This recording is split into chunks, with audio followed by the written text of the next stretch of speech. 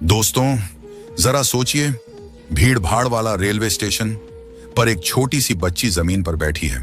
उसके हाथों में पॉलिश का डिब्बा है, आंखों में मासूमियत और पैरों में टूटी फूटी चप्पल। वो हर आने जाने वाले से गुजारिश कर रही है, साहब जूते पॉलिश करा लो, सिर्फ 5 रुपये लगेंगे। लेकिन लोग उसे ऐसे देख रहे हैं जैसे वो कोई इंसान नहीं, बस एक बोझ हो। कुछ लोग उसे दुत्कारते हैं, कुछ बिना सुने आगे बढ़ जाते हैं, मगर बच्ची हर ठोकर खाकर भी मुस्कुराने की कोशिश करती है। एक दिन उसी स्टेशन पर एक बड़ा आदमी सूट बूट पहने हुए अपनी फॉर्च्यूनर कार से उतरता है। जब वो बच्ची उसे देखती है तो सोचती है, ये तो कोई बड़ा आदमी है, अगर इसके जूते पॉलिश करूंगी तो अच्छे पैसे मिलेंगे। यह सोचकर वह बच्ची उस आदमी से कहती है, साहब आपके जूते पॉलिश कर दूं, सिर्फ 5 रुपए दे देना। जब वह आदमी उस बच्ची को देखता है तो उसे देखकर हैरान रह जाता है और कहता है, बेटी तू? ये कहे कि वो आदमी उस बच्ची को गले लगाकर रोने लगता है। जी है दोस्तों, ये बच्ची उसी आदमी की अपनी सगी बेटी होती है।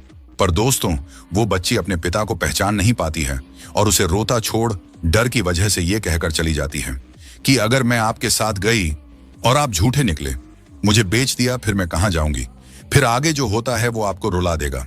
दोस्तों, ये बच्ची उस आदमी की बेटी कैसे है, ये जानने के लिए वीडियो को लास्ट तक देखते रहो। लेकिन दोस्तों, वीडियो में आगे बढ़ने से पहले आपसे एक छोटी सी गुजारिश है, इस वीडियो को लाइक करके हमारे चैनल को सब्सक्राइब जरूर कर लीजिए। शाम का वक्त था, रेलवे स्टेशन पर भीड़ उमड़ रही थी। ट्रेनों की सीटी, चाय वालों की आवाजें, कुलियों की भागदौड़, चारों तरफ शोर ही शोर। भीड़ के उस शोरगुल में प्लेटफॉर्म नंबर 3 पर एक छोटी सी बच्ची जमीन पर बैठी थी। उसके हाथ में पॉलिश का डिब्बा और ब्रश था। फटे पुराने कपड़े, नंगे पैर और धूल से सना चेहरा था, लेकिन फिर भी मुस्कुरा रही थी। वो हर आने जाने वाले से कहती, साहब जूते पॉलिश करा लो, सिर्फ 5 रुपये लगेंगे। कुछ लोग उसे नजरअंदाज कर आगे बढ़ जाते, कुछ उसे डांट कर भगा देते, लेकिन कुछ ऐसे भी होते जो उस मासूमियत पर तरस खाकर उसे 2-4 सिक्के फेंक देते। वो बच्ची थी सोनू। किसी को नहीं पता था कि उसका असली नाम क्या है, कहां से आई है। स्टेशन ही उसका घर था, फर्श ही उसका बिस्तर और वही आसमान उसकी छत। सोनू सुबह से रात तक मेहनत करती। कभी कभी पूरे दिन में उसे सिर्फ 5 या 10 रुपए ही मिल पाते।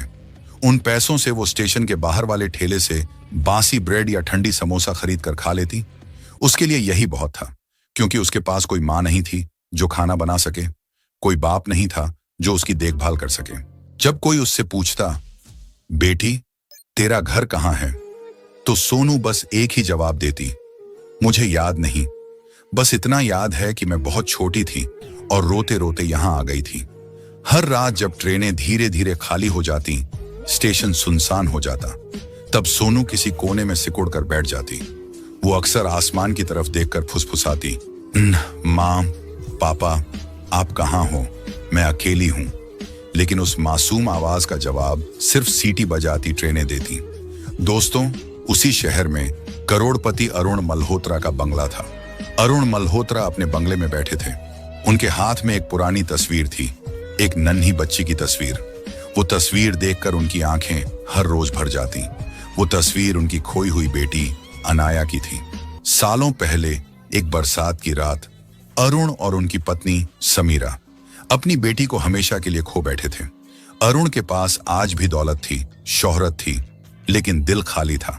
हर रात वो भगवान से सिर्फ यही दुआ मांगते, हे भगवान मेरी बेटी को वापस लौटा दो। अगली सुबह स्टेशन पर हमेशा की तरह भीड़ उमड़ रही थी। सोनू अपने छोटे छोटे हाथों में पॉलिश का डिब्बा लिए यात्रियों के जूते चमका रही थी। चेहरे पर थकान साफ झलक रही थी, लेकिन आंखों में वही जिद थी, आज कुछ ज्यादा कमा लूं तो भरपेट खाना खा लूंगी। तभी स्टेशन पर एक लंबी काली गाड़ी आकर रुकी। गाड़ी से उतरे शहर के मशहूर उद्योगपति अरुण मल्होत्रा। चारों तरफ लोग उन्हें पहचान कर फुसफुसाने लगे, वो देखो मल्होत्रा साहब आए हैं। अरुण वहां किसी मीटिंग के सिलसिले में आए थे, लेकिन जैसे ही वो प्लेटफॉर्म पर पहुंचे, उनकी नजर उस छोटी बच्ची पर पड़ी। अरुण ने देखा, ये तो वही बच्ची है, धूल से सना चेहरा, बिखरे बाल, फटे कपड़े, लेकिन आंखों में कुछ ऐसा था जिसने उनका दिल रोक दिया। वो बच्ची उनकी ओर बढ़ी और मासूमियत से बोली, साहब जूते पॉलिश करा लो, सिर्फ 5 रुपए लगेंगे। अरुण पहले तो चौंके, फिर झुककर उसके चेहरे को गौर से देखने लगे। उनके दिल ने जैसे कहा, ये आंखें मैंने कहीं देखी हैं, ये मासूमियत बिल्कुल अनाया जैसी है। लेकिन तुरंत ही उन्होंने खुद को रोक लिया। नहीं, ये कैसे हो सकता है? मेरी बेटी तो सालों पहले खो गई थी। अरुण ने उससे पूछा, बेटी तू ये काम क्यों कर रही है? तेरे माँ बाप कहाँ हैं? सोनू ने पल भर को उसकी आंखों में देखा, फिर धीरे से बोली, मुझे नहीं पता साहब, मैं जब से याद कर सकती हूं यहीं हूं, स्टेशन ही मेरा घर है। अरुण का दिल जैसे किसी ने मुट्ठी में भींच लिया। उनकी आंखों में आंसू छलक आए। उन्होंने तुरंत अपनी जेब से कुछ नोट निकालकर सोनू के हाथ में रख दिए। ये रख ले बेटी और आज आराम कर ले। सोनू ने पैसे वापस लौटा दिए। नहीं साहब, मैं भीख नहीं लेती। अगर पैसे देने हैं तो जूते पॉलिश करा लो, मेहनत का पैसा चाहिए, यूं ही नहीं। ये सुनकर अरुण सन्न रह गए। इतनी छोटी बच्ची और इतनी बड़ी बातें। वो देर तक उसे देखते रह गए। अरुण के मन में सवाल उठ रहे थे, क्या ये मेरी बेटी हो सकती है? नहीं, ये कैसे मुमकिन है? लेकिन उनके दिल की गहराई में कहीं ना कहीं उम्मीद की एक किरण जाग चुकी थी। उन्होंने अपने सहायक से कहा, इस बच्ची पर नजर रखना, मुझे इसके बारे में सब जानना है। उस रात अरुण अपने कमरे में देर तक तस्वीरें देखते रहे। पुरानी एल्बम खोली। अनाया की बचपन की तस्वीरें सामने थीं। वो गोल गोल आंखें, वो मासूम मुस्कान, और फिर उन्हें याद आया स्टेशन पर मिली बच्ची की आंखें। नहीं, ये एक इत्तेफाक नहीं हो सकता। अरुण का दिल मानने को तैयार नहीं था कि यह बच्ची कोई अजनबी है। दूसरी ओर सोनू अपने छोटे से कोने में बैठी थी। पैसे गिने। पूरे दिन में सिर्फ 30 रुपए बने थे। उसमें से आधे उसने खाने पर खर्च कर दिए। बाकी पैसे उसने एक पुराने डिब्बे में रख दिए जिसमें वो रोज थोड़ा थोड़ा जमा करती थी। उसका सपना था, एक दिन मैं पढ़ाई करूंगी और फिर कोई बड़ा काम करूंगी। लेकिन उसे ये कहां पता था कि उसकी असली पहचान उससे कहीं बड़ी है। कुछ दिनों बाद अरुण फिर से स्टेशन पर आए। वो बच्ची फिर वहीं कर रही थी। लोगों के जूते चमका रही थी। इस बार अरुण ने अपने जूते आगे बढ़ा दिए। सोनू झुककर उन्हें चमकाने लगी। अरुण उसे गौर से देख रहे थे। हर बार जब सोनू झुककर ब्रश चलाती, उसके बालों की लटें चेहरे पर गिरती। वो नजारा अरुण के दिल को चीर देता। उन्होंने धीरे से पूछा, बेटी तेरा नाम क्या है? सोनू ने मुस्कुराकर जवाब दिया, सोनू। अरुण ठिठक गए। सोनू? अनाया को भी हम प्यार से यही बुलाते थे। उनकी आंखें भर आईं। दिल की धड़कन तेज हो गई। उन्होंने कांपते होंठों से पूछा, बेटा तुम्हारा नाम सोनू है?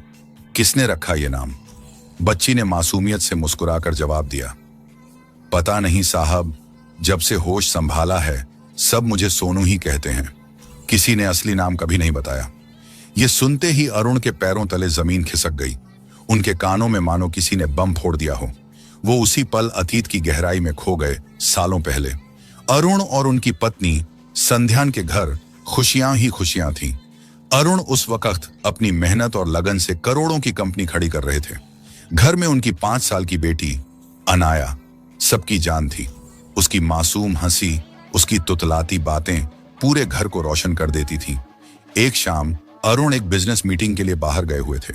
संध्या अनाया को लेकर मंदिर गई थी। मंदिर के बाहर भीड़ भाड़ थी। संध्या ने पलटकर देखा तो अनाया उसके बगल में थी, लेकिन अगले ही पल वो कहीं गायब हो गई। अनाया, अनाया! संध्या चीख चीख कर रोने लगी। लोग इकट्ठा हो गए। पुलिस को बुलाया गया, लेकिन बच्ची का कोई सुराग नहीं मिला। उस हादसे ने अरुण और संध्या की दुनिया उजाड़ दी। अरुण को लगा जैसे उनकी सारी दौलत, सारी शान बेकार हो गई। वो रोज अपनी बेटी को खोजने की कसम खाते रहे। पुलिस ने कहा शायद बच्ची का अपहरण हो गया, लेकिन सालों तक खोजने के बाद भी अनाया का कोई पता नहीं चला। धीरे धीरे जिंदगी आगे बढ़ी, पर उस हादसे ने उनके रिश्ते में भी दरार डाल दी। संध्या को लगता था कि अरुण ने उसकी सुरक्षा पर ध्यान नहीं दिया। अरुण को लगता था कि भगवान ने उनके साथ अन्याय किया, और इसी कशमकश में दोनों अलग हो गए। अरुण की आंखों से आंसू रुकने का नाम नहीं ले रहे थे। उन्होंने कांपते हाथों से बच्ची का चेहरा पकड़ लिया। बेटा, क्या तुम्हारे पास कोई पुरानी तस्वीर है? कोई याद, कोई निशानी? सोनू ने धीरे से सिर झुका लिया। साहब, मेरे पास कुछ नहीं है, बस ये पायल है। ये मेरे पैरों में बचपन से है, किसी ने कभी उतारी नहीं। अरुण ने तुरंत उसके पैर देखे। जैसे ही नजर पड़ी उनका दिल थम गया। वो वहीं चांदी की पायलट थी जो उन्होंने अपनी बेटी अनाया के पहले जन्मदिन पर खुद बनवाकर पहनाई थी। उनकी सांसें थम गईं, आंखें चौड़ी हो गईं, दिल जैसे सीने से बाहर निकलने को था। हे भगवान, ये मेरी अनाया है। अरुण फूट फूट कर रोने लगे। बच्ची हैरानी से उन्हें देख रही थी। अरुण जमीन पर घुटनों के बल बैठ गए। आंसुओं से उनका चेहरा भीग चुका था। उन्होंने कांपती आवाज में कहा, बेटा, तू मेरी अनाया है, मेरी खोई हुई गुड़िया। देख ये पायल, ये तेरे पैरों में मैंने खुद पहनाई थी। तू मेरी बेटी है बेटा। बच्ची की मासूम आंखों में उलझन थी। वो धीरे धीरे पीछे हट गई। नहीं साहब, आप गलती कर रहे हो। मैं अनाया नहीं हूं, मैं तो बस सोनू हूं। रेल के डिब्बों में जूते चमकाकर ही पेट भरती हूं। मेरी तो कोई माँ बाप भी नहीं है। यह सुनते ही अरुण का दिल और भी टूट गया। उन्होंने हाथ जोड़कर कहा, बेटा, तू मुझे पहचान नहीं रही, लेकिन मैं तुझे अपनी रग रग से पहचानता हूं। तेरे चेहरे की हर मासूमियत मेरी आंखों में बसी हुई है। भीड़ धीरे धीरे इकट्ठी होने लगी। लोग तमाशा देखने लगे। कोई कह रहा था, अरे ये तो करोड़पति साहब हैं और रो रहे हैं एक जूते साफ करने वाली बच्ची के लिए। कोई कह रहा था, शायद सच में ये उनकी खोई हुई बेटी हो। लेकिन बच्ची डर गई। उसने हाथ छोड़ाया और कांपती आवाज में बोली, नहीं, मुझे जाने दो। आप भी सब जैसे हो। पहले सब प्यार जताते हैं, फिर मारते पीटते हैं। मुझे अपने हाल पर छोड़ दो। यह सुनकर अरुण के दिल पर किसी ने हजारों छुरियां चलाई हों। उनकी आंखें सुन्न हो गईं। उन्होंने बच्ची का चेहरा थामने की कोशिश की, मगर बच्ची तेजी से भागकर स्टेशन की भीड़ में गुम हो गई। अरुण जमीन पर बैठ गए।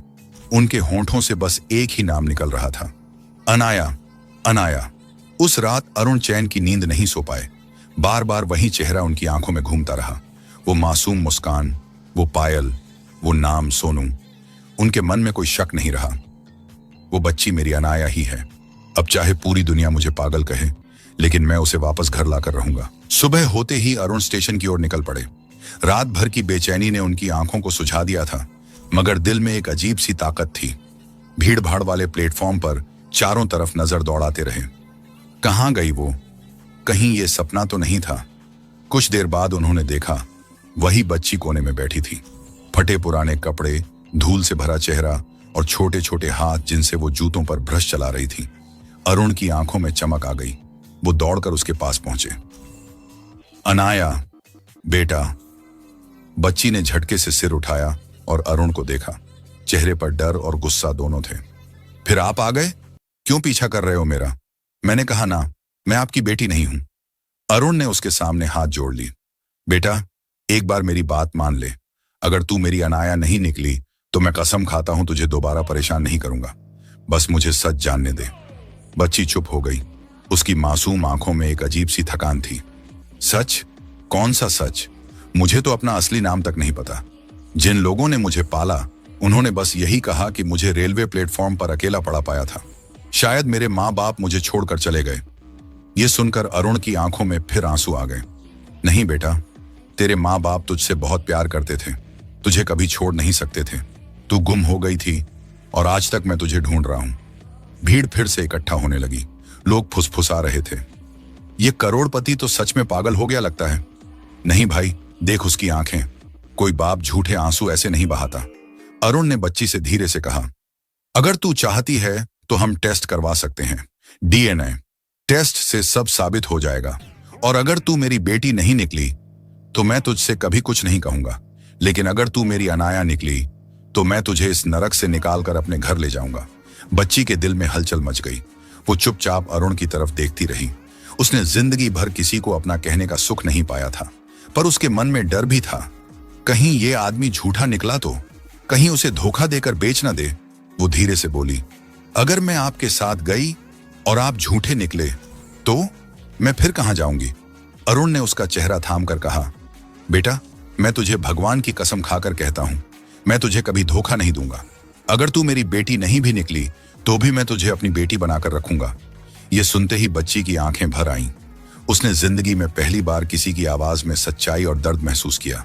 उसने कांपती आवाज में कहा, साहब, मुझे नहीं पता कि मैं सच में आपकी बेटी हूं या नहीं, पर पहली बार किसी ने मुझे अपनेपन से देखा है।